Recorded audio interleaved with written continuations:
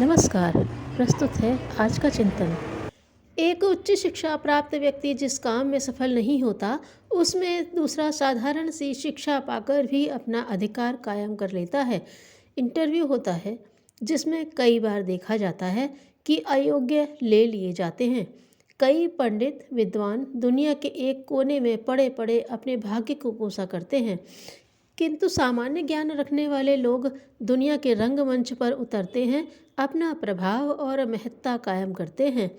बाह्य साधन सुविधा संपन्न कई व्यक्ति समाज के एक कोने में स्थान पाते हैं, जबकि दूसरे अभावग्रस्त बाह्य साधन सुविधाओं से रहित व्यक्ति समाज में अपना आकर्षण और महत्व पैदा करते हैं, आगे बढ़कर समाज का नेतृत्व करते हैं। बहुत से लोग इस तरह के विरोधाभास को पक्षपात, भेदभाव, अंधानुकरण आदि का कारण बताते हुए दूसरों को दोष देकर ही संतुष्ट हो लेते हैं। हालांकि कुछ अंशों में ये विषमताएं भी समाज में फैली हुई हैं, जिनका कारण मनुष्य का अपना अविकसित संकीर्ण व्यक्तित्व ही होता है। महात्मा सुकरात के पास एक व्यक्ति तत्व ज्ञान की शिक्षा प्राप्त करने के लिए आया, किंतु मिलते ही उन्होंने उस व्यक्ति को ठीक से बाल काटने, कपड़े पहनने, उन्हें साफ रखने, शरीर को स्वस्थ बनाने का उपदेश दिया। वह हक्का बक्का रह गया और तत्व ज्ञान न देकर छोटी छोटी बातें बताने की शिकायत की। इस पर महात्मा सुकरात ने बताया, स्वस्थ सबल व्यवस्थित जीवन ही आध्यात्मिक साधना की प्राथमिक आवश्यकता है।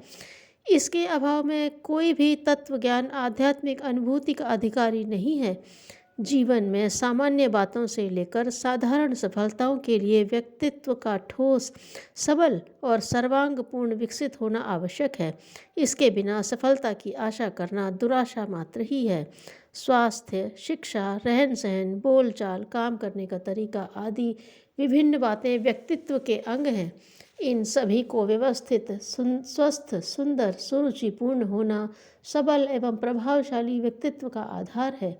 किसी भी पदार्थ के स्वस्थ, सुंदर, व्यवस्थित, निर्मल आचरण की ओर आकर्षित होना मानव स्वभाव की साधारण वृत्ति है। स्वास्थ्य, कपड़े, रहन सहन के तरीके, बोलचाल, भाव भंगिमा आदि व्यक्तित्व के बाह्य प्रतिबिंब हैं, जिनसे दूसरे लोग प्रभावित प्रेरित होते हैं। जिनके बाल अस्त व्यस्त बिखरे हुए हों, वस्त्र गंदे और बेतरतीब हों, जिनके पास जाने से ही बदबू आती हो, इस तरह के लोगों का प्रथम प्रभाव ही बुरा पड़ेगा और समाज में लोग उनसे दूर हटने का प्रयत्न करेंगे। फिर ऐसे व्यक्ति कोई बड़ी सफलता मिलने की आशा कैसे रख सकते हैं। संयमित और मर्यादित जीवन बिताकर सुंदर स्वस्थ स्वास्थ्य पाया जा सकता है। सुंदर स्वास्थ्य प्रकृति का महत्वपूर्ण उपहार है, जो प्रत्येक प्राणी को मिलता है। अपने दुष्कृत्यों, अमर्यादित अनियमित जीवन, अप्राकृतिक रहन सहन के कारण ही स्वास्थ्य खराब होता है। शरीर और वस्त्रों को साफ रखना भी कोई कठिन बात नहीं। केवल आलस्य के कारण ही मनुष्य तरह तरह की बहानेबाजी लगाकर इनसे बचना चाहते हैं। कई लोग कहते हैं, क्या किया जाए, पैसों के अभाव में उनके लिए साफ सुथरे रहना, स्वस्थ बनना संभव नहीं। किंतु यह अपनी कमी को छिपाने का प्रयत्न दोहरी भूल है। कोई भी व्यक्ति इतना गरीब नहीं होता जो कपड़े तो पहने किंतु उन्हें साफ रखने को साबुन के पैसे खर्च न कर सके। उल्टे साफ न करने से कपड़े मैले और पसीने में लगकर अधिक फटते हैं, जिससे साबुन आदि के खर्चे से अधिक हानि हो जाती है।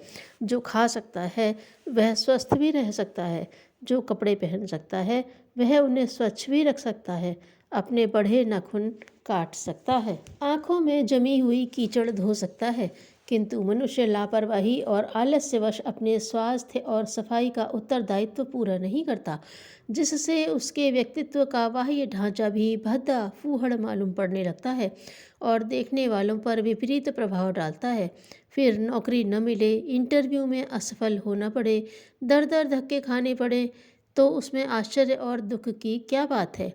इतना ही नहीं, अस्वस्थता, गंदगी, अव्यवस्था से तो मनुष्य को आंतरिक प्रफुल्लता, संतोष, शांति, उत्साह, स्फूर्ति आदि भी नहीं मिलते।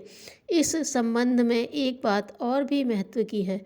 व्यक्तित्व को सुघड़ स्वस्थ बनाने के लिए स्वास्थ्य, सफाई, स्वच्छता, व्यवस्था की तो आवश्यकता है ही, किंतु इसका उद्देश्य स्वास्थ्य संचय करने का अथवा बनाव, श्रृंगार, फैशन, तड़क भड़क को ही महत्व देने के लिए नहीं होना चाहिए। इससे यही बातें व्यक्तित्व के लिए हानिप्रद और विरोधी बन जाती हैं। अधिक टीम टाम बनाना, चटक मटक से रहने की आदत, गंभीरता, स्वाधीनता सजिंदगी का नहीं वरन छिछोरेपन और बचकानी वृत्ति का परिचय देती है। कई लोग प्रथम भेंट में ही लोगों पर ऐसा प्रभाव डालते हैं कि वे सहज ही उनसे आकर्षित और प्रभावित हो जाते हैं। ऐसे लोगों में एक तरह का जादू होता है। उनके चेहरे की आकर्षक मुद्रा, मुस्कुराहट, नेत्रों में आशा की चमक गजब की होती है। ऐसे व्यक्ति जहाँ होते हैं वहाँ अपने अनुकूल वातावरण बना लेते हैं, उपयुक्त स्थान प्राप्त कर लेते हैं। इसका कारण होता है मनुष्य का आत्मविश्वास, दृढ़ इच्छा शक्ति, चेहरे से निकलता हुआ जीवंत कार्य क्षमता का प्रकाश। ये ही तत्व दूसरों पर मनुष्य की अदम्य शक्ति का छाप डाल देते हैं और जादू की तरह प्रभावित करते हैं। एक तांत्रिक ऐसी विद्या सीख कर आया कि उस अनुष्ठान की पूर्णाहुति रात्रि को 12 बजे हो। मंत्र पूरा होते ही उबलते पानी में मक्का के दाने डाले जाएं तो वे सभी मोती बन जाएं। तांत्रिक अपने काम में लग गया, पत्नी को पास बिठा लिया और सावधान कर दिया कि जैसे ही पूर्णाहुति सूचक हुंकार भरे वैसे ही खोलती हांडी में मक्का डाल दे। विधान चल पड़ा। पत्नी स्वभाव की आलसिन भी थी और अविश्वासी भी। उसने उपेक्षापूर्वक सुना पर आज्ञा पालन में भलाई देखी, सो चूल्हे में आग जलाकर पानी चढ़ा दिया। मक्का का कटोरा भी पास था। रात बीतते बीतते उन्हें नींद आने लगी, सो पैर सिकोड़कर वहीं सो गई। पूर्णाहुति की हुंकार तांत्रिक ने कई बार की पर पत्नी तो सोई हुई थी।